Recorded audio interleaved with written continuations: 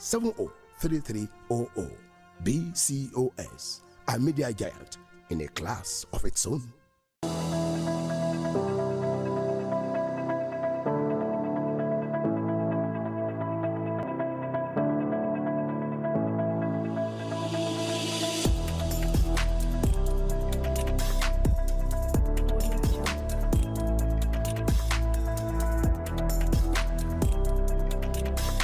It's another beautiful afternoon and time once again to welcome you to yet another edition of the program, Viewpoint. Viewpoint is a program whereby we bring distinguished Nigerians to feature on the program. We want to share from their wealth of experience, how they made it, their background, and every other thing that we need to know about them so that you know where they were coming from, where they are presently, and where they will still be. So it's a pleasure welcoming you to the program Viewpoint for today.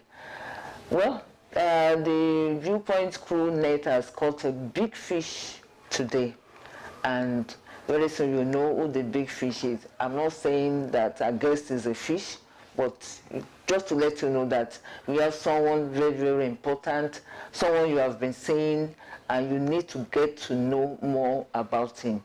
So, let me just introduce to you our guest for today. He is Professor Sabitu Ariyo Olagoke, the Grand Imam Shafauddin Worldwide. It's a pleasure having him on the program. Sir, I want to welcome you to the program for today. Thank you very much. Some are born great. Some have greatness entrusted upon them, while some walk their ways towards greatness. So all these, you can say it's all about a guest for today. By the time we'll start talking, we'll share information, have conversation with him, you know that we really have a great person with us for today. So where did they start from? Want to know his background?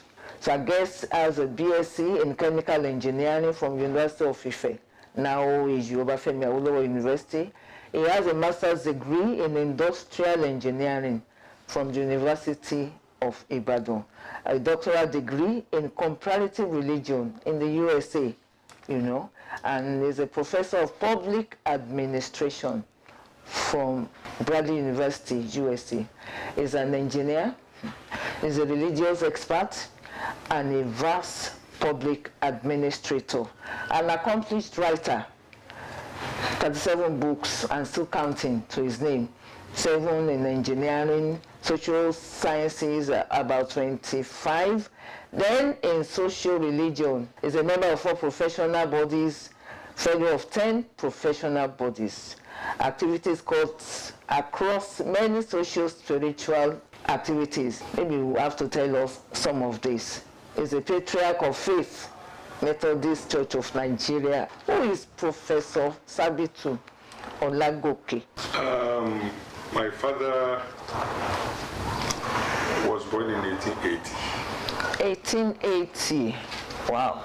I was born in 1956. Okay. I happen to be number 44.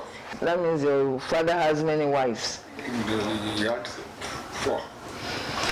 4 and 44 children? In fact, my mother had, apart from others, she was able to have 3 twins, set of twins. Okay. Okay. I happen to be Alaba. So if fate had favored me to have a set of twins, it is my lineage. It is my, okay. It is okay. my blood. Okay. I was born at Abanla. My father, Abanla was established in 1840 by the Osaidina family. Okay. My father sojourned there. When you are from Ibadan, you are bound to have a village. A village, yes. So the village for Ogunelu happened to be Ojo. Okay. And all this Otobu, all those things sold out. But that of Olagoke, Abala in 1910. Okay. That was where we were all born. Okay. I was born at the Adeoyo Hospital. I started schooling at the age of 10. Okay. I circumcised at the age of 10. Everything Wow. Me was always late. Why that late? Why the circumcision late? That is, I can say, destiny. Okay. That is the way I will look at it. Well, everything about me, but once I start, for example, I started with faith late at the age of 25 plus. So everything about, but once I'm opportune, I always have a streak. Okay. And I always get to the top. That had been the way God had made me. My father happened to be the pal of people like Adesoji Adiremi. Okay. He was born in 1883. My father was almost 13 years older. They were friends and all those things. Until when he became the Oba in 1930, we were rocking it together. But when he was involved in all these political things, my father had to find his feet later because of the educational gap. Okay. That one was with Western education. Okay. My father was vast in Arabic. Okay. Okay. So what's that had been my background. I lost my mother in 1969. Wow. I started schooling at the age of 10. That was 1966. Okay. Primarily, so I went to Christ Church School too, Mapu. Okay. And that happened to be my background alma mater. But unfortunately, today, when you get there, there is nothing like Christ Church School to Mapu.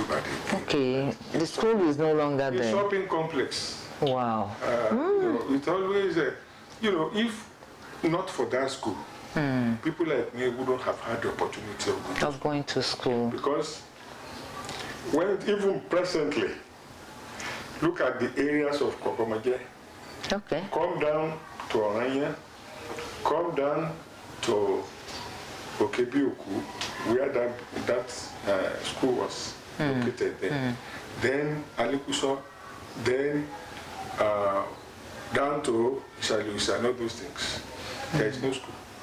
And education is a background, has a very good background to development. Exactly. To civility. So when you talk of rural thing we've been talking about since all those years up till now, that area continues to be rural area, mainly because of the factor of education, school that are not there. I have written several times to the governor on it, and I wish, as he's listening to me now, we'll be able to look into that area.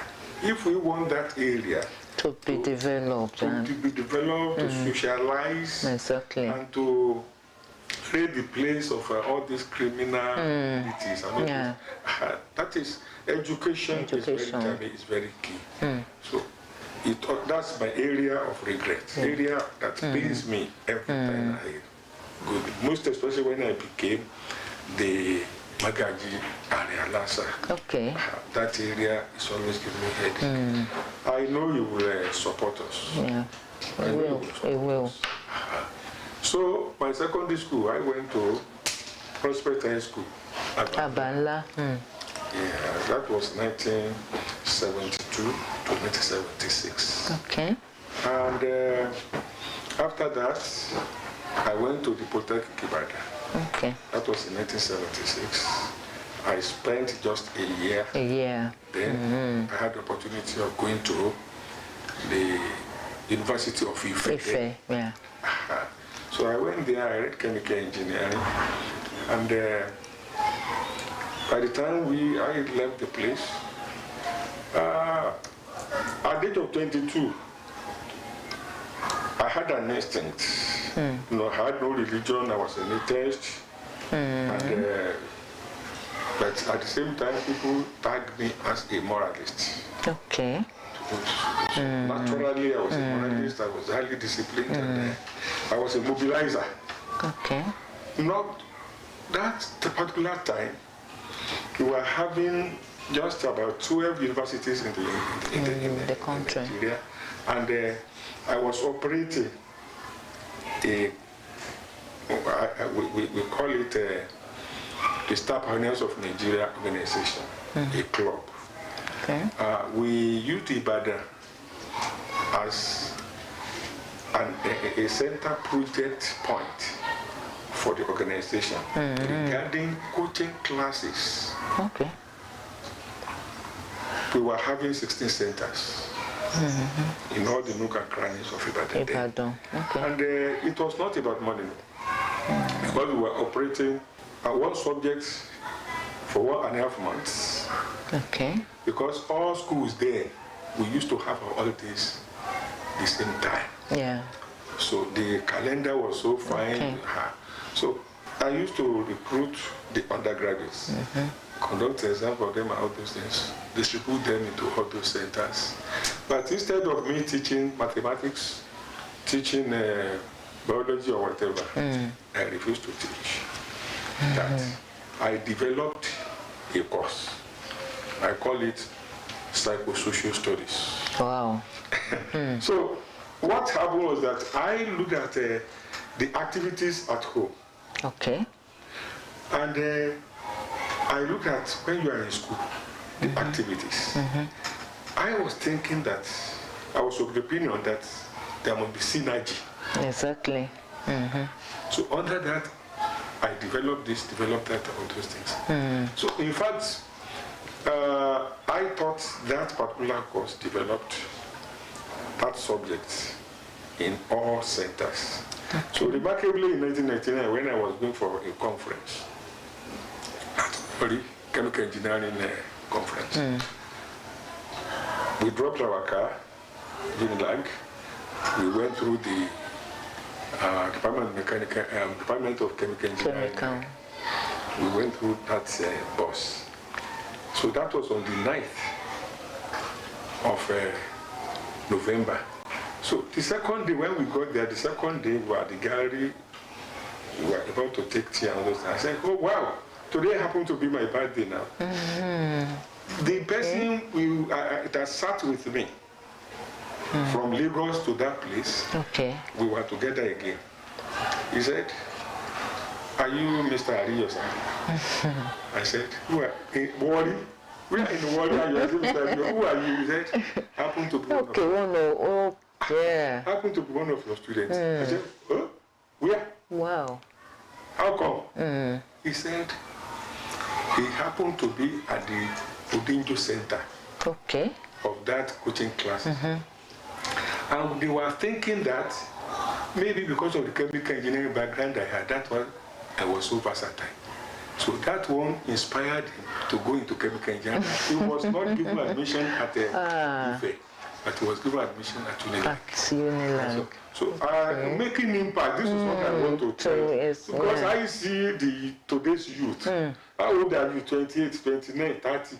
And you still find it difficult to use a kind of native intelligence to resolve matters and all those things. Still over depending on parents.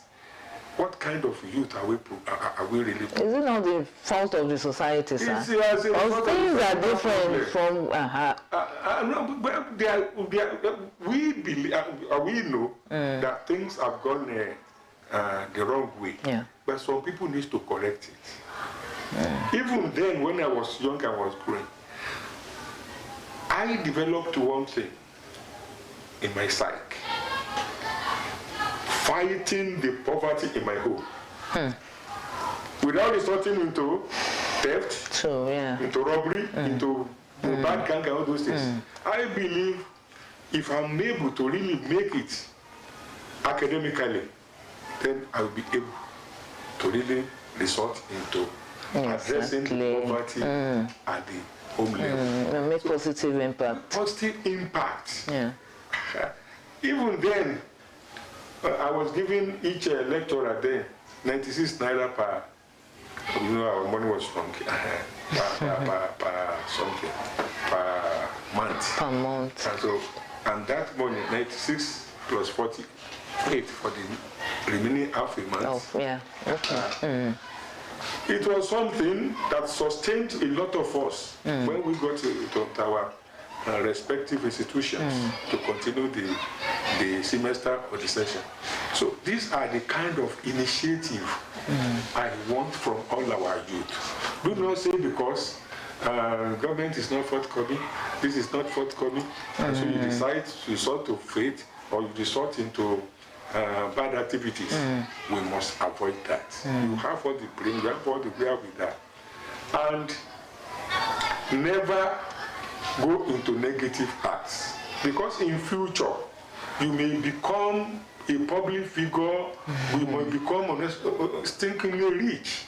By the time you now remember when you resorted into theft or crime, you won't like yourself. That's it. And unfortunately, we are in the social media era. Like all these things will come back to haunt you. Yeah. So that is that. So after that, I went for NYSC. Okay.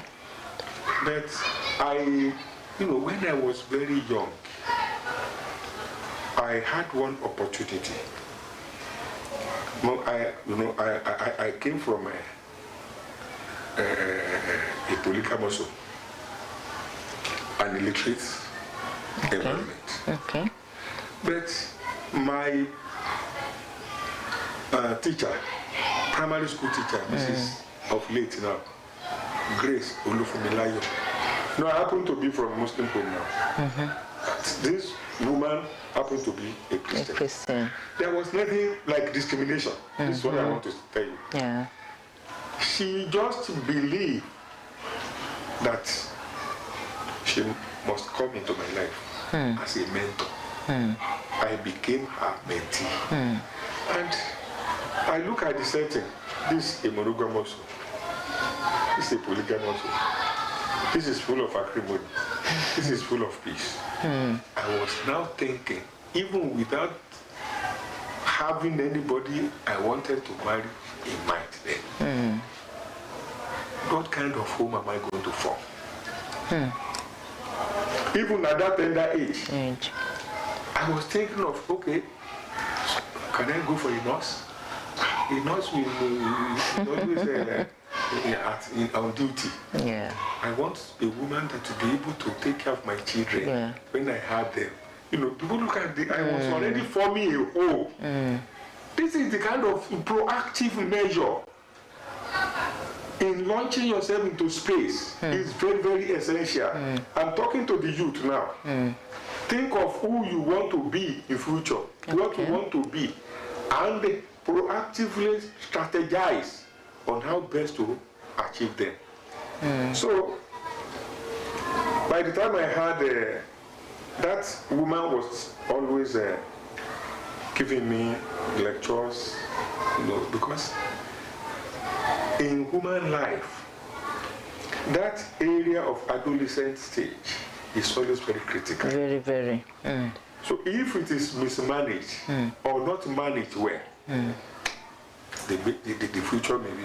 That woman, I always acknowledge her for giving me that support, training me, teaching me, showing me experiences of life, and warning me, even against adultery, against when you are of age, when you are married, never do this, never do that.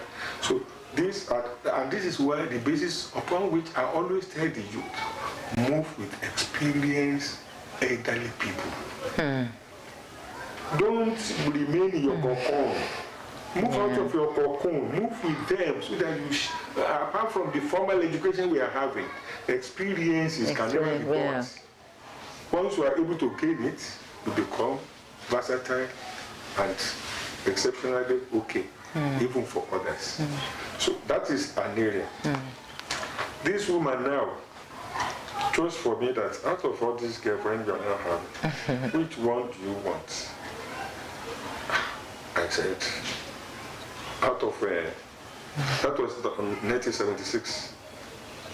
I just finished my school science. She said, you are already of age.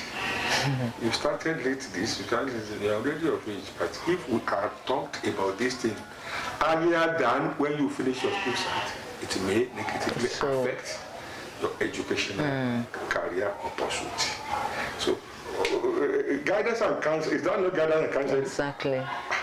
So these were what really made me. So when people ask me, who are your mentors? Or teachers, I say, everybody happened to be my mentors. I have listening ears, and I learn from people, even from those people that are not of my age. I learn from them.